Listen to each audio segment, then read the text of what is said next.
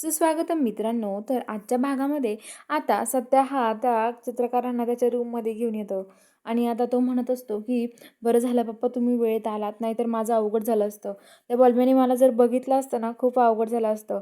कारण की त्याला माझ्यावरती डाऊट येतोय वाटतं. कारण की तो कसा बघत होता माझ्याकडे, असं नव्हतं बघत कधी. तो आज अचानक असं बघायला लागला.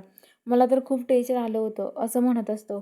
तर आता लगेच चित्रकार म्हणतात की अरे सत्या, हां, पण आता किती दिवस आपण सगळ्यांना असं दुखवणार आहे?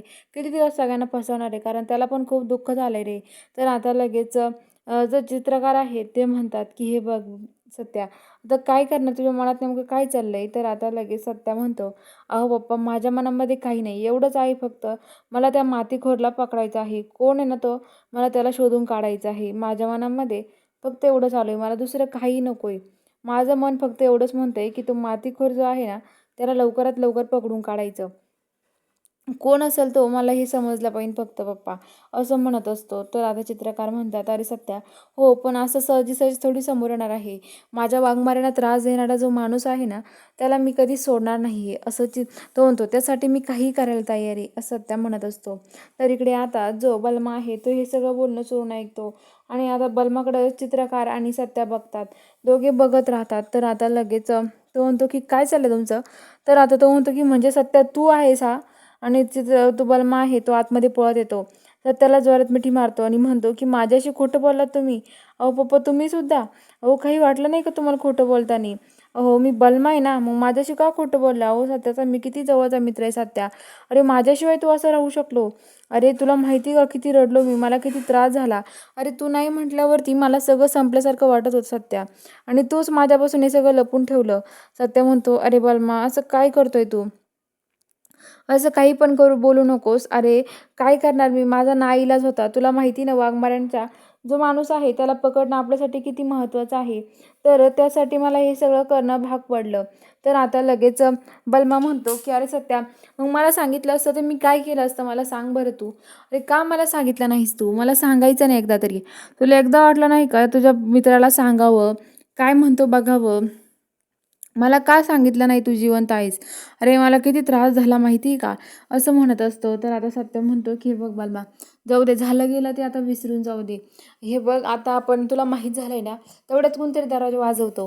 तेवढ्यात आता दरवाजा उघडायच्या वेळेस सगळेजण बाजूला होतात. सगळेजण लपून राहतात. काका त्यांच्या रूपात उभा राहतात. तर मंजू दरवाजा वाजत असते. चित्रकार दरवाजा उघडतात. म्हणतात, "मंजू तू ये ना." आणि मंजूला हात लावतात. "शांत बस मंजू," असं म्हणतात. आणि मंजू म्हणते, "बलमा तू इथे?" तर बलमा म्हणतो, की "हो." तर आता लगेच ते काका म्हणतात, "अहो सूनबाई इथं काय करताय तुम्ही? नाथ सूनबाई इथं काय करताय? तुमचं काही काम होतं का? कशासाठी आलात तुम्ही इथे?" तर आता लगेच मंजू म्हणते, "अहो काही काम वगैरे नव्हतं माझं. मी असंच आले होते. मला ते काका तुम्हाला गोळ्या द्यायच्या होत्या ना, त्यासाठी आले होते मी." त्याच्यानंतर काय माझ्यासाठी गोळ्या द्यायला? तर ते म्हणतात, की "पाणी कुठे आहे मग?" तर ते म्हणतात, की "आहे ना पाणी पण." आणि आता लगेच मंजूला म्हणतात, "पाया पडशील माझ्या." मंजू पाय पडायला लागते. तेवढ्यात आता लगेच मंजू त्याच्या पायाला खालून चिमटे घेते आणि तो आता जोरात उड्या मारायला लागतो. बलमा म्हणतो, "काय झालं काका तुम्हाला?" तर काका म्हणतात, "काही नाही अरे, आमच्याकडं पद्धत आहे अशी आशीर्वाद द्यायची ना त्यामुळं." तर आता लगेच म्हणतं, की "हो का? मला वाटलं काही झालं काय?"